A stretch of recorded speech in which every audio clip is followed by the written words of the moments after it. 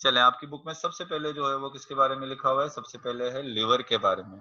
तो सबसे पहले तो एक बात याद रखो कि लिवर क्या है? ये लार्जेस्ट ऑर्गन, लार्जेस्ट ग्लैंड। अगर आपसे पूछ लिया जाए कि आपकी बॉडी का लार्जेस्ट ग्लैंड कौन सा है, तो आपने बताना है लिवर।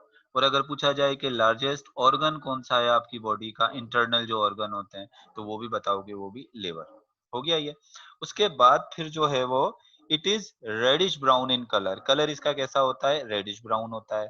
अब अगर आपसे पूछा जाए ये लोकेटेड कहाँ होता है, it lies behind the diaphragm more toward the right side. ये देखो, ये आपका डायाफ्राम हो गया। सही है? अब डायाफ्राम के बिहाइंड यानी पीछे की तरफ, ये यहाँ, क्योंकि स्टमक तो डायाफ्राम के नीचे होता है ना, मैंने आपको बताया था। और ये लिवर कहाँ है? इसके बिहाइंड है। और किस साइड पर होता है? राइट साइड पर। अब ये ऐसे याद रखेंगे, स्टमक लेफ्ट साइड पर और लिवर हमारी बॉडी का बड़ा इंपॉर्टेंट जो है वो ग्लैंड है, तो ये किस साइड पर है? ये राइट साइड पर है। और स्टमक जो है वो डायाफ्राम के नीचे होता है और जो लिवर है वो डायाफ्राम के कहाँ है? पीछे।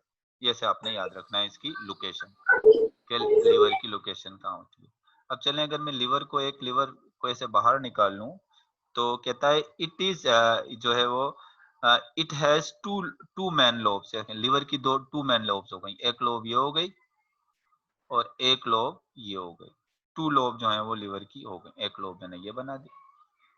होते ऐसे नहीं है, मैं आपको ऐसे समझाने के लिए बना रहा हूँ। ये टू लोब हो गई, एक लोब ये हो गई, एक लोब ये हो गई। लिवर की कितनी लोब हो गई? ये टू जो है वो लोब हो गई, एक right and left lobe. Join by a ligament, एक लेगामेंट होता है, कनेक्टिव टिश्यू होते हैं ना लेगामेंट, उनके जरिए क्या होता है? ये आपस में ज्वाइन होते हैं। The left lobe further divided into two lobes. अब देखें, लेफ्ट लोब मजीद डिवाइड हो गई टू लोब्स में। सबसे पहले आपने क्या बताया? अगर आपसे पूछा जाए लिवर के कितने लोब्स होते हैं, तो लिवर के टू लोब्स होते हैं। अगर पूछा जाए लिवर के टू लोब जो हैं वो कौन से कनेक्टिव टिश्यू के जरिए ज्वाइन होते हैं, तो लेगामेंट के जरिए ज्वाइन होते हैं। अगर आपसे पूछा जाए फर्दर जो डिवाइड होती है वो राइट लोब होती है या लेफ्ट लोब होती है, तो आप देखेंगे कि जो फर्दर डिवाइड होती है वो कौन सी लोब होती है? वो लेफ्ट लोब होती है, जो फर्दर क्या हो जाती है? फर्दर डिवाइड होती है लिवर की। ये तो लिवर की जो है वो क्या हो गई? स्ट्रक्चर हो गई। अच्छा, अब देखो लिवर के अंदर कहता है a pear shape gall bladder lie under the surface of liver. ये लिवर की सरफेस है ना, अगर इसके अंदर देखो, यानी लिवर को ऐसे काट लो, अंदर अंदर से काट के देखोगे तो एक पेयर शेप का, एक नाशपाती के शेप का, ऐसा ऐसे जैसा है ना, ये एक गॉल ब्लैडर भी लिवर के अंदर क्या होता है? मौजूद होता है। क्या मौजूद होता है? एक गॉल ब्लैडर भी लिवर के अंदर मौजूद होता है। अब मैं लिवर का सिर्फ गॉल ब्लैडर ही यहाँ पर बनाकर आपकी दिखाता हूँ। जैसे आपकी बुक में भी सिर्फ पूरा का पूरा लिवर नहीं बनाया हुआ, क्या बनाया हुआ है? सिर्फ ये गॉल ब्लैडर जो है वो बनाया हुआ है लिवर का। चलो मैं इसको थोड़ा सा पहले इसकी ये फिगर ड्रा कर दूं, तो फिर मैं आपको ये समझाता हूँ। ये लो, ये हो गया ऐसे, फिर ऐसे, और फिर ये ऐसे गॉल ब्लैडर बन गया, फिर ये ऐसे नीचे मिलकर कोई बाइल डक्ट बन गए। और ये समझ लो कि अंदर ये पूरा लिवर है। ये सब चीजें किसके अंदर हैं? ये हैं लिवर के अंदर है ये सारी चीज। गॉल ब्लैडर ये है। चलो इसको ब्लू कलर दे देता हूँ गॉल ब्लैडर को। ये लो, ये रहा ब्लू कलर का गॉल ब्लैडर। अब इस गॉल ब्लैडर के साथ इतनी सारी नालियां हैं, डक्ट्स हैं इतनी सारी। इन डक्ट्स को मैं कौन कौन सा नाम देता हूँ? इन दोनों को कह देता हूँ ये हेपेटिक डक्ट है। ये दो जो है ना, चलें, इन दोनों को मैं कह रहा हूँ ये हेपेटिक डक्ट है। इनको नाम दे रहा हूँ हेपेटिक डक्ट। और इसको जो इसके साथ लगी हुई है गॉल ब्लैडर के साथ, मैं इसको कह रहा हूँ सिस्टिक डक्ट। इसको सिस्टिक डक्ट कह देता हूँ। और फिर यहाँ पर हेपेटिक, और ये नीचे की तरफ जो दो सिस्टिक डक्ट मिल रही हैं, तो नीचे जो बन रहा है इसको नाम दे रहा हूँ कॉमन हेपेटिक डक्ट। सही है, इसको कॉमन हेपेटिक डक्ट कह रहा हूँ। और नीचे जो डक्ट निकल रही है इसको मैं कह रहा हूँ कॉमन बाइल डक्ट। ये थोड़ा सा इसको और नीचे ले जाता हूँ। अच्छा, अब देखो ये मैंने पूरा बना दिया ना, अब मैं आपको समझाता हूँ। सबसे पहले कह रहा है A pear shaped gallbladder lies under the surface of liver. Liver के सरफेस के अंदर जो है वो एक pear shape का क्या मौजूद होता है, एक गॉल ब्लैडर मौजूद होता है। It store bile. अब ये किसको स्टोर करता है, ये स्टोर करता है बाइल को। देखो येलो कलर का जो बाइल है ये क्या है, ये इसमें स्टोर है। अब अगर आपसे पूछा जाए कि गॉल ब्लैडर लिवर बाइल को प्रोड्यूस करता है या बाइल को स्टोर करता है, तो एक बात याद रखिएगा, गॉल ब्लैडर जो है वो बाइल स्टोर करता है, प्रोड्यूस नहीं करता। बाइल को जो प्रोड्यूस करता है वो कौन प्रोड्यूस करता है, बाइल को बेसिकली प्रोड्यूस कर रहा होता है लिवर। ये देखो, ये जो येलो येलो कलर का मैं बाइल बना रहा हूँ, ये बाइल जो प्रोड्यूस हो रहा है ये कहाँ प्रोड्यूस हो रहा है, ये प्रोड्यूस हो रहा है लिवर के अंदर। अब the bile is collected by two hepatic duct. Liver के अंदर जो बाइल प्रोड्यूस होता है उसको कौन कलेक्ट करता है, दो हेपेटिक डक्ट कलेक्ट करती हैं। देखो मैं बाइल को किसमें डाल रहा हूँ, ये लिवर में जितना भी बाइल होता है ये कहाँ पर आ जाता है, ये आ जाता है हेपेटिक डक्ट में। ये बाइल कहाँ आ रहा है, ये बाइल आ गया हेपेटिक डक्ट के अंदर। विच ज्वाइन और हेपेटिक डक्ट मिलकर क्या बनाती हैं, कॉमन डक्ट बना रही हैं। ये देखो जहां हेपेटिक डक्ट दोनों मिल गई क्या हो गई, कॉमन डक्ट बना ली। और ये कॉमन डक्ट किसके साथ ज्वाइन हो रही है, सिस्टिक डक्ट के साथ। फिर ये बाइल कहां पर जा रहा है, ये सिस्टिक डक्ट में जा रहा है। और सिस्टिक डक्ट से फिर कहां पर जा स्टोर हो रहा है, फिर ये स्टोर हो रहा है किसके अंदर, ये स्टोर हो जाता है किसके अंदर, गॉल ब्लैडर के अंदर। तो बाइल की जो जर्नी है, यानी अगर बाइल गॉल ब्लैडर में जा रहा है तो कैसे जा रहा है, पहले हेपेटिक डक्ट में आ रहा है, देखो हेपेटिक डक्ट से कॉमन डक्ट में आ रहा है, कॉमन डक्ट से सिस्टिक डक्ट में आ रहा है, और फिर आ गया ये किसके अंदर, ये आ गया आपका जो है वो गॉल ब्लैडर के अंदर ये आ गया। अच्छा उसके बाद कहता है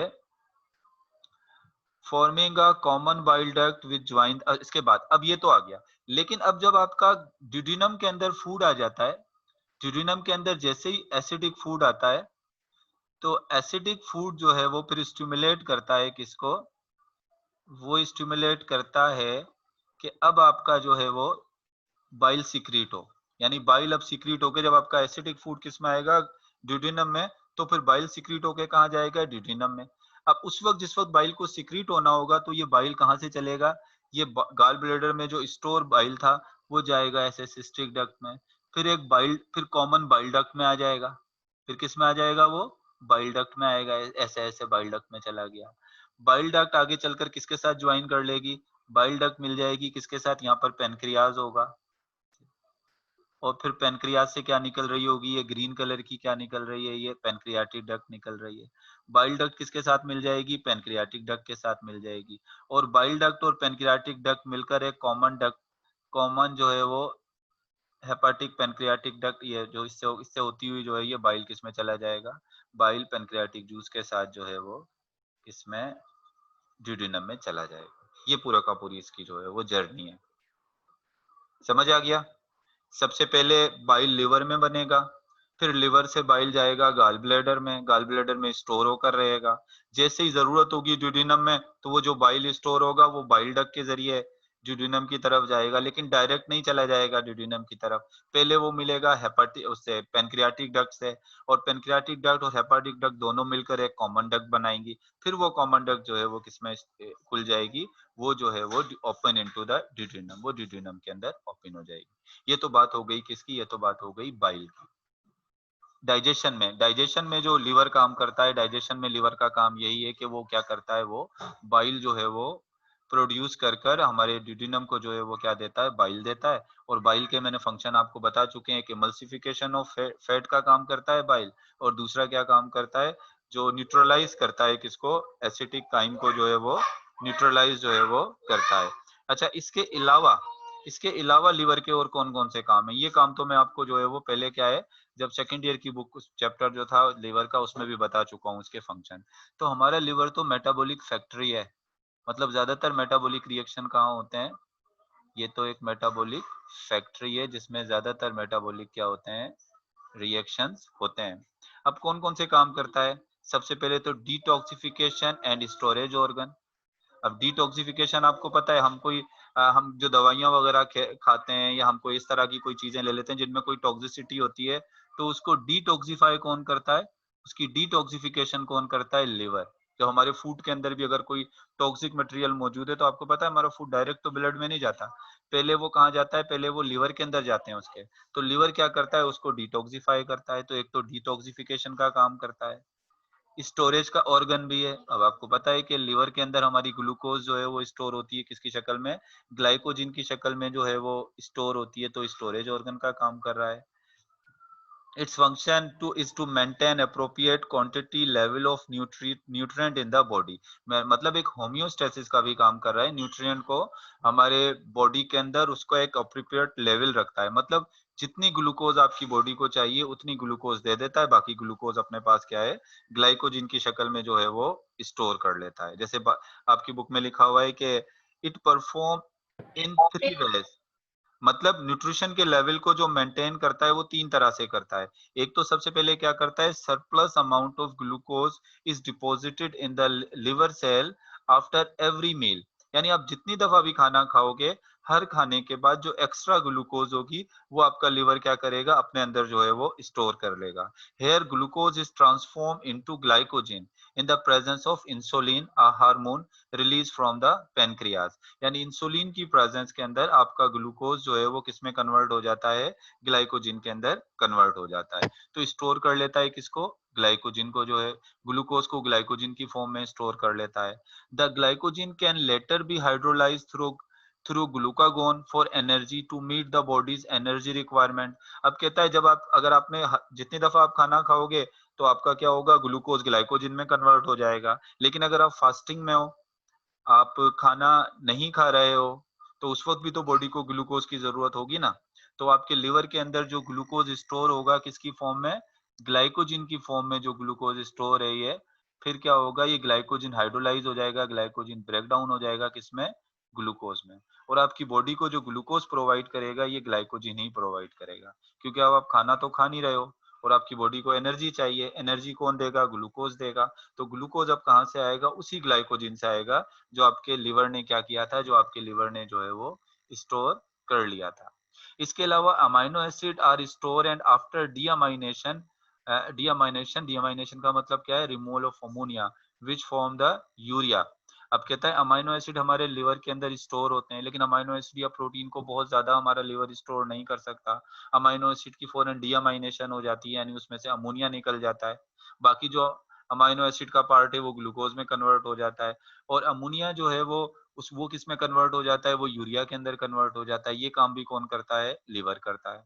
the liver also process fatty acid and store the product of ketone bodies which later are released as nutrient for active muscles। इसी तरह फैटी एसिड को भी स्टोर करता है, उसमें से कुछ कीटोन बॉडीज रिलीज होती हैं, बाद में हमारे मसल्स को हमारे मसल्स को एक्टिव रखने में वो काम आती हैं। Liver also prevent certain poisonous from harming the body by breaking them into harmless compound. वही वाली बात हो गई, डिटॉक्सिफिकेशन, कोई पॉइजन होता है उसको न्यूट्रलाइज कर देता है, तो उससे उसके जहरीले असरात से हमें बचाता है। In addition to this function liver store vitamin, कुछ विटामिन भी हमारी बॉडी में ऐसे होते हैं जो लिवर स्टोर करता है। मेरी पिछले वाले लेक्चर में मैंने जो लिवर पर दिया हुआ है लेक्चर, उसके अंदर ये सारे पॉइंट्स मैंने आपको जो है वो बताए हुए, वो लेक्चर एक दफा फिर मैं आपको जो है वो शेयर कर दूंगा। इसके अलावा हमारे को ब्लड को जो कोगुलेट करने के लिए, क्लोट करने के लिए कुछ प्रोटीन होते हैं, वो भी कौन बनाता है, वो भी जो है वो लिवर बनाता है। ये सारी चीजें लिवर के, दोबारा ये लिवर के फंक्शन को यहाँ पर जो है वो डिस्कस किया है। अच्छा, इसके अलावा पेनक्रियाज के बारे में बताया हुआ है। अब पेनक्रियाज की पोजीशन बताई हुई है कि पेनक्रियाज कहाँ होते हैं। Pancreas lies behind the stomach horizontally with in the curve of duodenum. यानी ये हमारा स्टमक है, और पेनक्रियाज कहाँ होंगे, पेनक्रियाज या स्टमक के पीछे होता है, यानी ऐसे ये स्टमक है ना, स्टमक के पीछे जो है वो क्या होते हैं, ये पेनक्रियाज होता है। और ड्यूडेनम के साथ साथ, यहाँ इसके साथ ही नीचे ड्यूडेनम भी तो चल रहा होता है ना, ये ड्यूडेनम का जो कर्व है, ये ड्यूडेनम ऐसे कर्व हो जाती है ना, इसके साथ साथ ये क्या चल रहा है, यहाँ पर ये पेनक्रियाज जो है वो मौजूद है। अच्छा, पेनक्रियाज दोनों तौर पे काम करता है, एंडोक्राइन ग्लैंड के तौर पे भी काम करता है और एक्सोक्राइन ग्लैंड के तौर पे भी काम करता है। हमारा लिवर तो एक्सोक्राइन ग्लैंड हो गया ना, क्या ये जो सिक्रीशन करता है, इसकी सिक्रीशन डक्ट में जाती है, तो ये एक्सोक्राइन हो गया।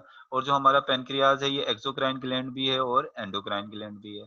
एक्सोक्राइन ग्लैंड आप इसको क्यों कहोगे, क्योंकि जब ये पेनक्रियाटिक जूस सीक्रेट कर रहा है, तो पेनक्रियाटिक जूस जब ये सीक्रेट करता है ये एक्सोक्राइन ग्लैंड होता है।